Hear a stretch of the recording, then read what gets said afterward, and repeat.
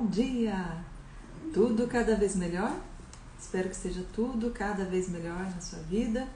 Hoje nós vamos dar continuidade ao estudo do livro Autobiografia de um Yogi, de Paramahansa Yogananda, e conhecendo hoje o capítulo que fala sobre a vida crística de Lahiri Mahashaya, que foi então guru de Yogananda, né? Ele foi guru do Swami Shri Yukteswar e ele é então o segundo na linhagem de gurus da Self-Realization. Então, ele foi iniciado em Kriya Yoga, na técnica científica de meditação da Kriya Yoga, por Babaji. Então, ele testificou também a vida de Babaji, que segundo consta, né, os ensinamentos que a gente tem tido conhecimento, é um avatar imortal. Então, a partir de Babaji, ele então iniciou como discípulo, né, em mais essa vida de Lahiri Mahashaya e por sua vez então teve muitos discípulos. Muitos de nós não conhecemos a vida, nunca ouvimos falar de Lahiri Mahashaya porque justamente ele não quis se tornar uma pessoa popular. Muitos dos seus seguidores, dos seus discípulos, até pessoas de muito conhecimento no mundo, tentaram fazer com que ele então organizasse algo, né, uma associação, mas ele não quis. E por isso então a gente não tem muitas pessoas que conhecem sobre a vida de Lahiri Mahashaya, esse grande guru. Então nós temos a oportunidade de conhecer mais um pouquinho hoje nessa live, nesse capítulo do livro Autobiografia de um Yogi, que fala sobre a vida crística de Lahiri Mahashaya. Então, graças a ele que resgatou a técnica científica da meditação da Kriya Yoga, que nós temos hoje ainda a partir dessa linhagem de gurus, né, podemos ter conhecimento, ter contato. Então, Yogananda diz pra gente o seguinte, né, nesse capítulo: Lahiri Mahashaya, vivendo quietamente como chefe de família ideal, não podia esconder sua glória inata. Como abelhas, devotos de todas as partes da Índia começaram a procurar o néctar divino do Mestre Liberto. Então, nas lives anteriores, a gente conheceu como ele, então, passou a ser um guru aos seus 33 anos de idade, foi iniciado na Kriya Yoga de uma forma assim surpreendente, como várias dessas histórias sobrenaturais que tem nesse livro.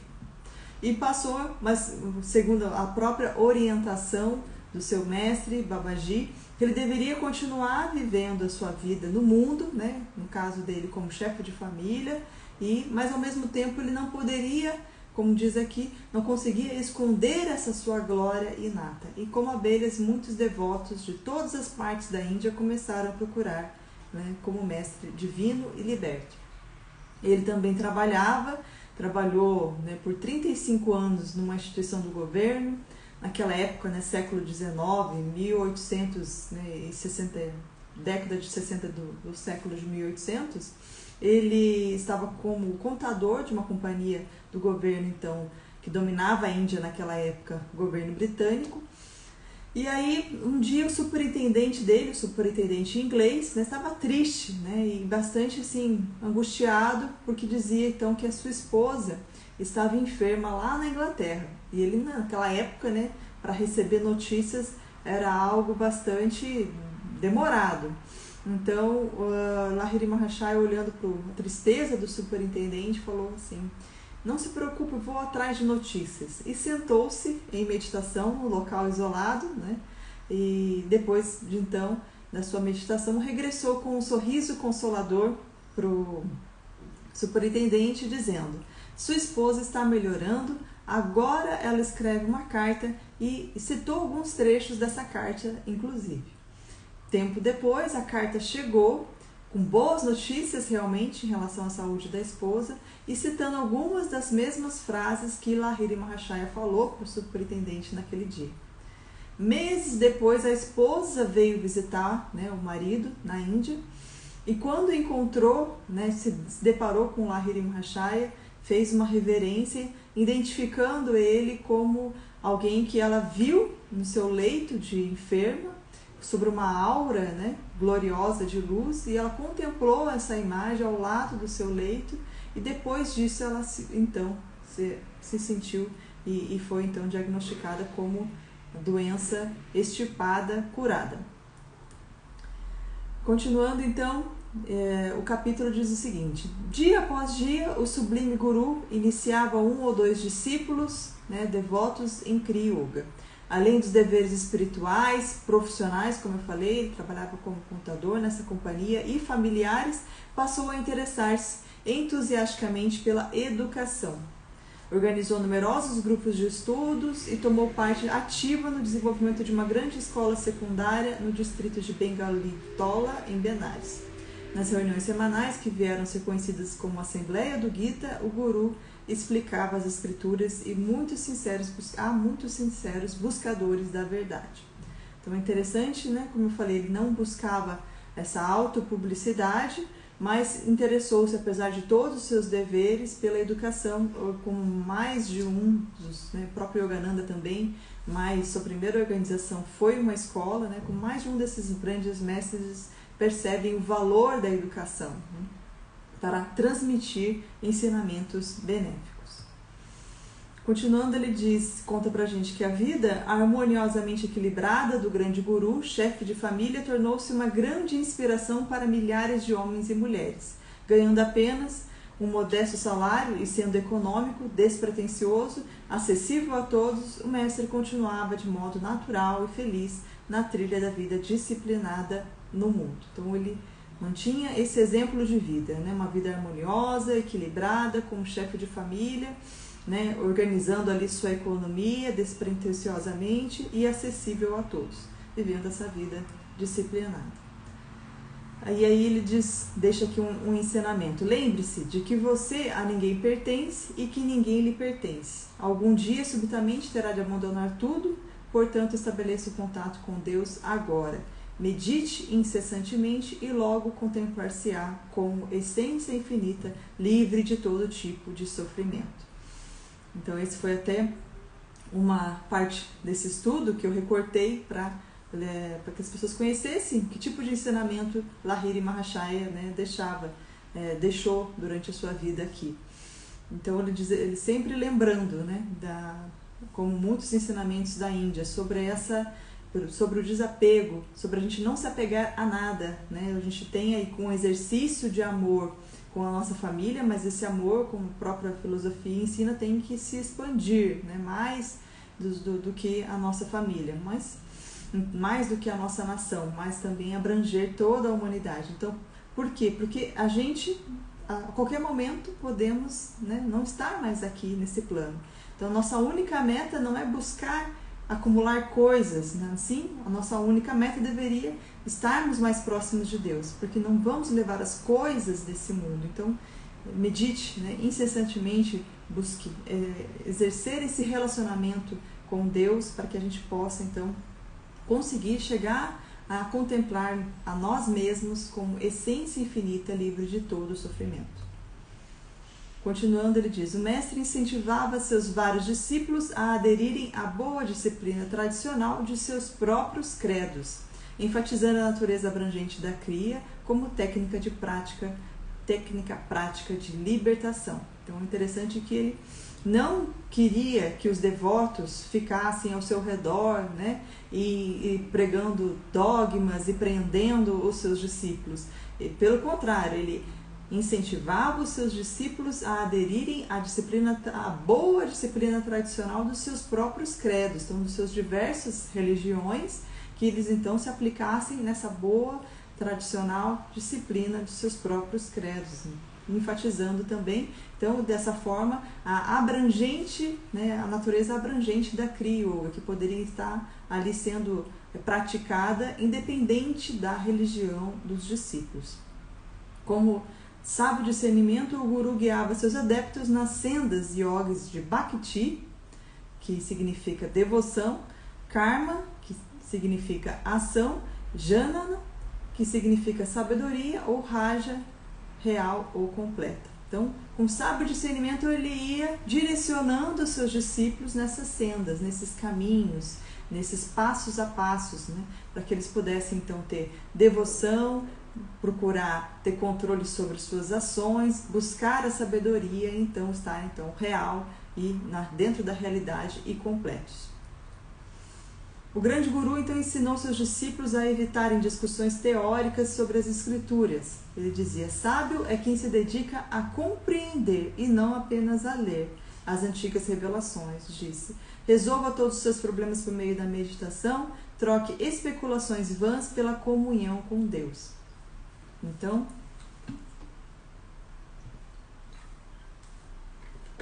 ele já incentivava e orientava que a gente não ficasse discutindo simplesmente sobre o que está escrito aqui ou ali, mas sim buscasse compreender, viver e resolver nossos problemas através do nosso contato com Deus pela meditação.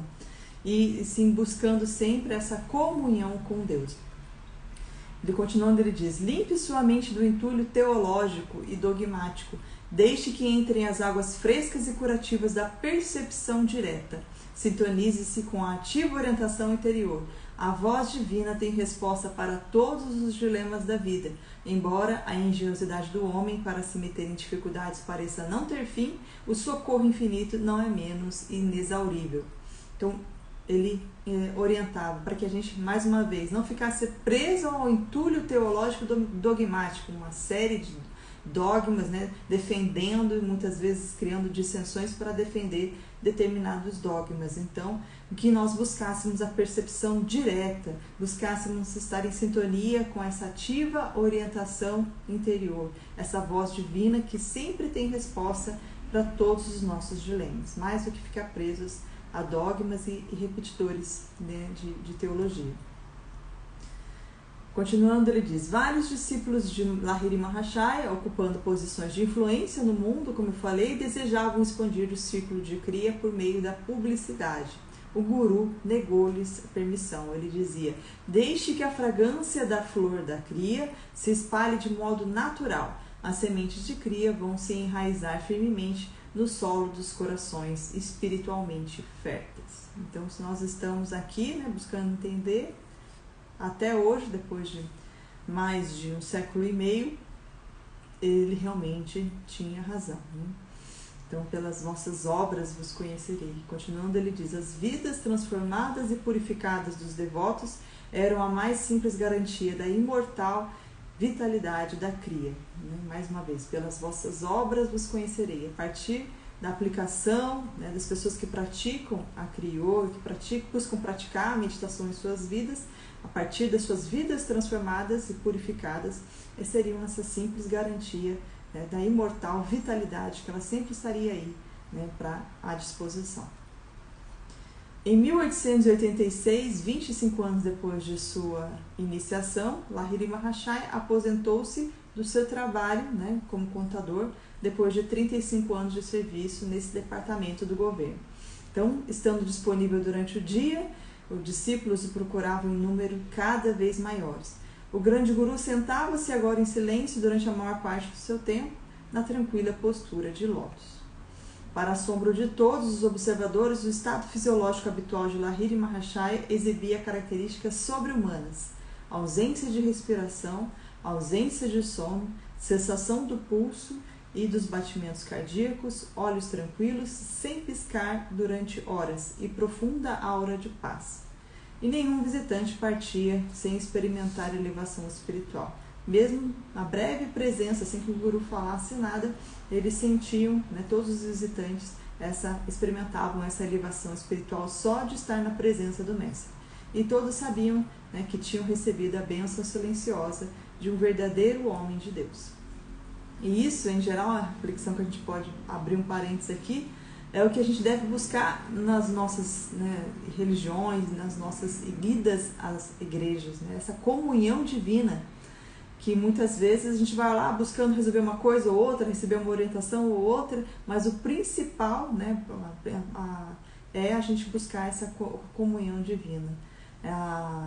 O principal de que uma religião deve proporcionar, algo que a gente possa avaliar uma religião, se ela é válida ou não, é se ela está realmente proporcionando. Quando a gente vai até lá, a gente se sair com essa elevação espiritual, sentindo essa comunhão divina. E aí ele deixa aqui mais para o final desse capítulo algumas coisas escritas por Sri Ananda Mohan Lahiri, e falecido neto do mestre, que escreveu: sabemos que o homem geralmente não tem forças para combater as paixões más. Estas, porém, se reduzem à impotência e o homem deixa de condescender com elas quando nele desponta por meio da Kriya Yoga a consciência de bem-aventurança superior e duradoura.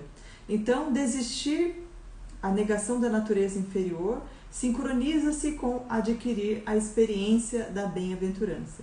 Sem essa evolução, as máximas morais que consistem em meras proibições são inúteis para nós. Então, o homem que ele já considera, né, que geralmente não tem forças para combater paixões más. Muitas vezes nós chegamos aqui, segundo Yogananda ensina, com essas tendências de outras vidas também, que a gente vem aqui justamente para superar. Mas essas se reduzem à impotência se a gente, então, começa a buscar essa conexão com Deus, né? Então, a partir do momento em que, ao mesmo tempo em que a gente deixa de condescender, né, com ela, com essas paixões más, ao mesmo tempo sincroniza com adquirir essa bem-aventurança, essa alegria, essa beatitude na nossa vida, essa glória, sem que a gente precise, então, estar vivendo a partir das paixões más. Então, algo que, por exemplo, a gente vai buscar no álcool, ou nas drogas, ou no sexo, enfim, tudo isso que pode, de repente, trazer uma alegria, mas que não é tão duradoura quanto a alegria superior da gente buscar essa bem-aventurança, estar em contato com Deus durante todo o nosso dia. Então, é isso que é o que a gente vai realmente levar dessa nossa trajetória aqui. Continuando, Sri Ananda Mohan diz: graças à Kriya Yoga, o homem pode encontrar um caminho para compreender sua correta relação com a natureza e sentir reverência espiritual por todos os fenômenos, sejam de ordem mística, sejam de ordem rotineira. Então, a partir dessa conexão que a meditação proporciona, o homem pode então passar a viver em reverência espiritual por todos os fenômenos, sejam de ordem mística ou de ordem rotineira. Viver com postura de reverência. Já indo mais para os finalmente da nossa live de hoje, Lahiri Mahashaya dizia, né? A união divina é possível por meio do esforço pessoal e independente de crenças teológicas ou da vontade arbitrária de um ditador cósmico. Assim, então, nós temos possibilidade, através do nosso esforço pessoal, independente das nossas crenças, obter a união divina a partir do nosso próprio esforço. Usando a chave da Kriya, as pessoas que não conseguem acreditar na divindade de homem algum, contemplarão, por fim, a plena divindade em si mesmas. Então, o nosso objetivo é contemplar, chegar a contemplar a divindade em nós mesmos. E encerrando, né, a live de hoje, deixando assim com uma tarefa para que cada um de nós busque se interiorizar, então, cada vez mais, buscar essa consciência da bem-aventurança que é superior e duradoura, né, dessa alegria superior e duradoura, para que a gente consiga essa meta dessa autorrealização, que é justamente isso, e agradecer a Yogananda por sua vinda aqui neste mundo, neste dia 5 de janeiro de 1893, nasceu Yogananda, e hoje então seria o seu aniversário de nascimento. Então nós estamos aqui celebrando, contando um pouquinho do seu livro aqui, Autobiografia de um Yogi. Muito obrigada então, Yogananda, muito obrigada a você que participou. Fique com Deus, até o próximo vídeo.